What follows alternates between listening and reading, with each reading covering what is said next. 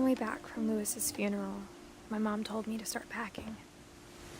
She waited until the day before we left to tell Edie. I'm not sure if she wanted to make it easier or harder.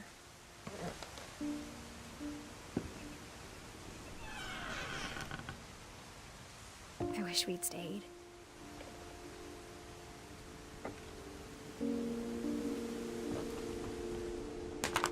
But I understand why we left.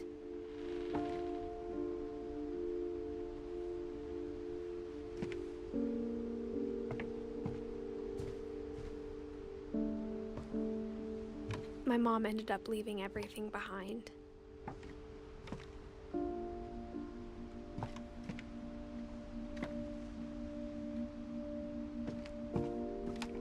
What happened that night had been coming for a long time. Maybe it should have come sooner.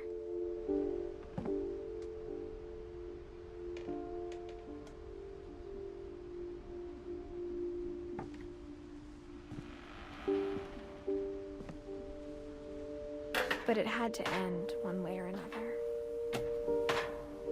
All that's left now is to tell you about that last night.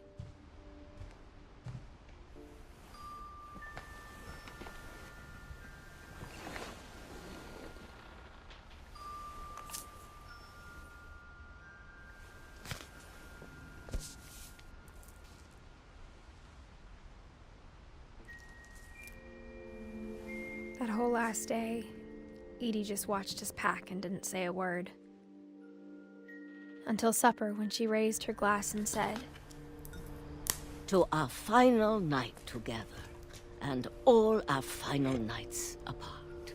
Grandma, you know what I said about alcohol. Some of your medications are very Edith, specific. I left a present for you in the hallway. Why don't you go open it? The grown-ups have to argue now. I'm sorry, you're right. We're all leaving tomorrow. Let's just enjoy our last... I'm not leaving. Edith, you're excused.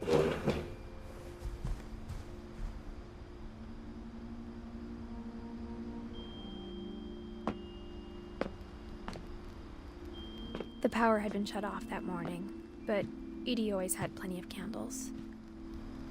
When my mom sealed the library, I don't think she knew about the other entrance. Or that Edie had a key to it.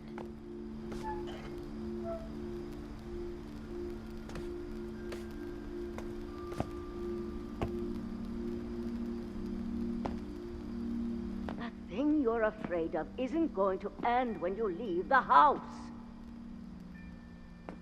Edith has a right to know these stories. My children are dead because of your stories.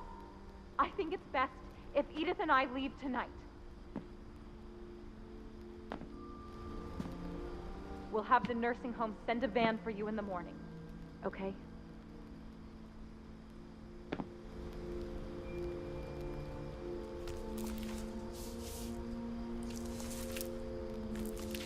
Dear Edith, there's so many stories I wish I could tell you, but there's only time for one. This is about what happened on the night you were born. That night, the tide went way, way out.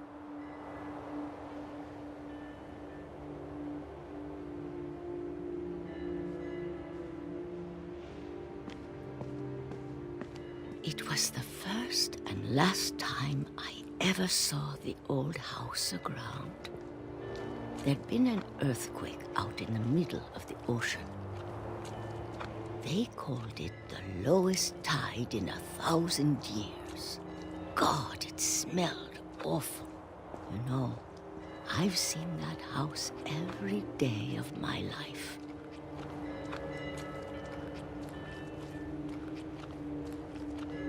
But I never thought I'd go back to it. When the fog rolled in, I lost my way.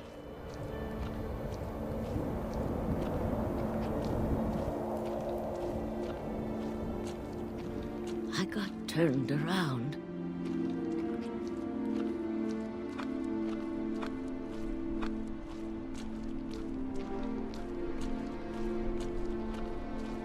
I started seeing things.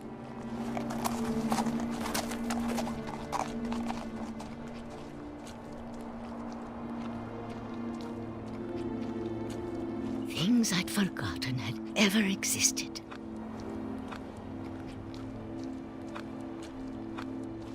But when I saw them, they felt like old friends. That night, a lot of things came back to me. Or maybe I came back to them.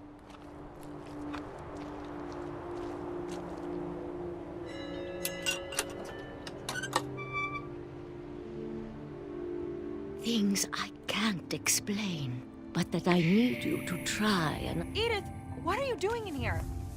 It's mine. Edith! Mom, you're gonna rip it! Let go! I kicked and screamed, but Mom dragged me to the car.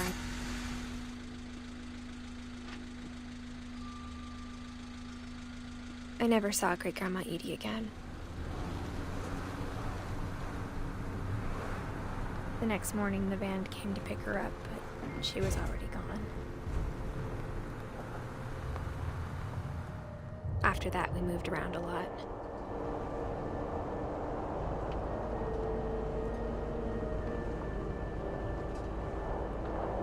We both tried to make the best of it.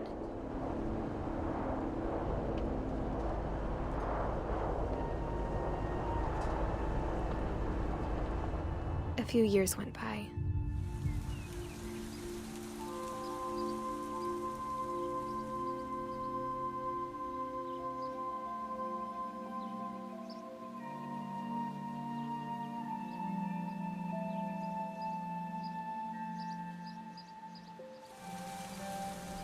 My mom didn't like to talk about it,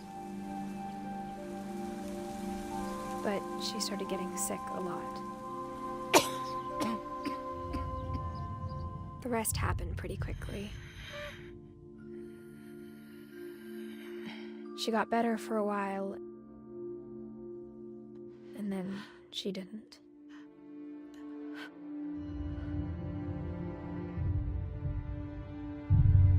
And then I was alone.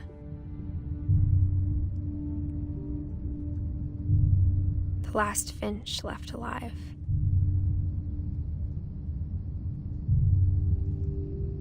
Until I found out about you. I'm still not sure what to tell you about all this.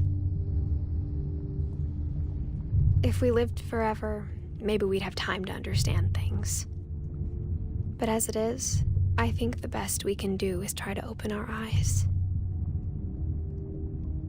And appreciate how strange and brief all of this is.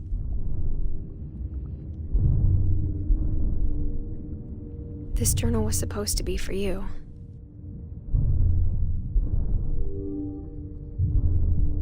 But now I hope you'll never see it. I just want to meet you. And tell you all these stories myself. But I guess if you're reading this now, things didn't work out that way.